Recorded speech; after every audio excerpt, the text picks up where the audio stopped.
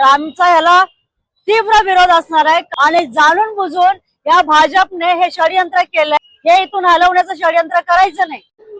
जेव्हापासून ह्या मेट्रो पुलाचं काम चाललेलं आहे तेव्हापासून म्हणजे 2021 पासून आम्ही मीरा भाईंदर महानगरपालिकेला पत्र व्यवहार करतोय। 2021 पासून हे आहे माझ्या संस्थेचे पत्रक। नंतर माझ्या पक्षाच्या लेटर वरती सुद्धा आम्ही पत्र व्यवहार केलेला आहे। असे 2021 ते 2023 पर्यंत आम्ही सातत्याने महानगरपालिकाला विचारतोय की तुम्ही जे हे काम करताय, ज्या प्रकारे इथे पिलर उभा राहिलेला आहे महाराजांच्या पुतळ्याच्या समोर, तर तुमचं या स्मारकाबाबतीत धोरण काय आहे हे आम्हाला कळलं पाहिजे। आणि त्या अनुषंगाने आम्ही हे पत्र व्यवहार केला। तर त्यांचं हे उत्तर 2023 मध्ये आम्हाला आलं होतं की पुतळ्याची उंची वाढवणं, पुतळ्याची डागडुजी करणं हे महासभेमध्ये निर्णय होणार, त्याच्यामुळे महासभा झाल्याशिवाय आम्ही सांगू शकत नाही। तर त्यानंतर आम्ही वाट बघत होतो की इथे नगरपालिका पुन्हा निवडून येईल आणि पुन्हा महासभा बसेल आणि याच्यावरती निर्णय घेतला जाईल। तर आता मला असं कळत आहे की ते हा प्रवेशद्वाराची शान, आमच्या मीरा भाईंदरची जी ओळख आहे, इकडचा प्रवेशद्वार हे महाराजांचं स्मारक, ही जागा स्मारकाची हटवण्यात येणार आहे। हे ऐकून अक्षरशः चीड निर्माण होते की तुम्हाला स्मारकाची जागा का हटवायची। कारण जर तुमच्याकडे टेक्निकल गोष्टींवरती काम करणारी माणसं असते ना, तर हा ब्रिज जो गेला, हा मेट्रोचा फ्लायओव्हर जो गेलाय, हा या आपल्या महाराजांच्या पुतळ्याच्या बाजूने कौ मध्ये गेला असता। इकडून पण जर ठाण्याला जोडायचं तर हा कौ मध्ये जाणार। मधोमध सेंटर मध्ये महाराजांचा पुतळा होता, पण तुम्हाला महाराजांचा स्मारकच ठेवायचं नाहीये। आणि जाणून बुजून या भाजपने हे षडयंत्र केलंय। बरोबर आमच्या महाराजाच्या स्मारकाच्या समोर हा पिलर उभा केला आणि आता गोष्टी करतात हे स्मारक काढण्याचं।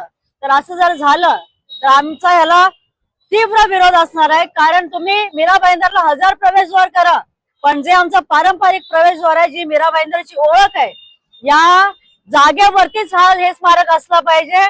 डागडुजीने संपूर्ण नवीन स्वरूपाचा पुतळा आणि तो पण उंच, कारण तुम्ही दोन्ही बाजूने आहे, हा स्मारक मधोमध उंच पातळीवरती असला पाहिजे।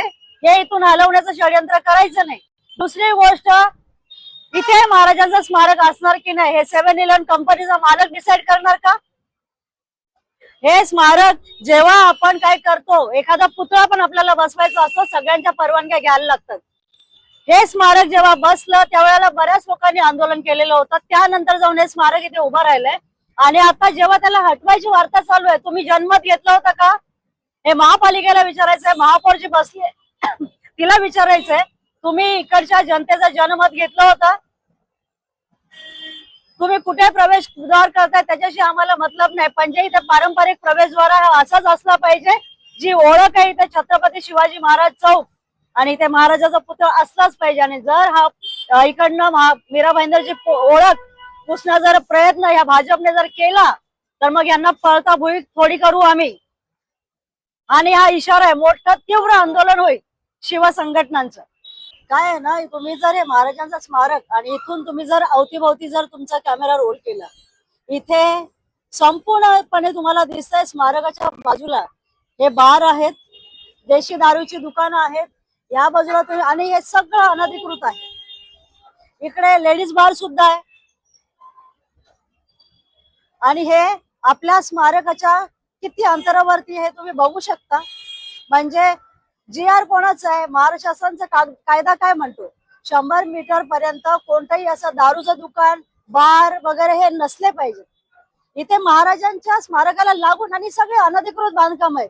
हे हटवण्याची डेअरिंग आहे का महानगरपालिकेत बसलेल्या अधिकाऱ्यांना विचारता, किंवा जे 7-11 कंपनीचे मालक आहेत त्यांच्यामध्ये हिंमत आहे का? हे बाजूचे जे अनधिकृत आहेत ते तोडण्याची हिंमत आहे?